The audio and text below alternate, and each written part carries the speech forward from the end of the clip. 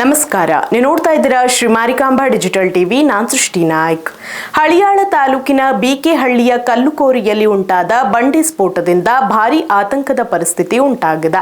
ಬಂಡೆ ಕಲ್ಲು ಒಡೆಯಲು ನಡೆಸಿದ ಸ್ಫೋಟದಲ್ಲಿ ನಿಗದಿಗಿಂತ ಹೆಚ್ಚಿನ ಪ್ರಮಾಣದಲ್ಲಿ ಜಿಲೆಟಿನ್ ಬಳಸಿದ ಪರಿಣಾಮ ಸ್ಫೋಟದ ತೀವ್ರತೆ ಹೆಚ್ಚಾಗಿ ಸುತ್ತಮುತ್ತಲಿನ ಪ್ರದೇಶಗಳಿಗೆ ಕಲ್ಲು ಬಂಡೆಗಳು ಹಾರಿ ಬಿದ್ದಿವೆ. ಪರಿಣಾಮವಾಗಿ ಸಮೀಪದಲ್ಲಿದ್ದ ಮನೆಯ ಮೇಲ್ಚಾವಣಿಗೆ ಕಲ್ಲುಗಳು ಹಾರಿ ಬಿದ್ದು ಹಾನಿಯಾಗಿದೆ. ಘಟನೆಯ ಬಗ್ಗೆ ಸ್ಥಳೀಯರು ಆತಂಕ ವ್ಯಕ್ತಪಡಿಸಿದ್ದಾರೆ.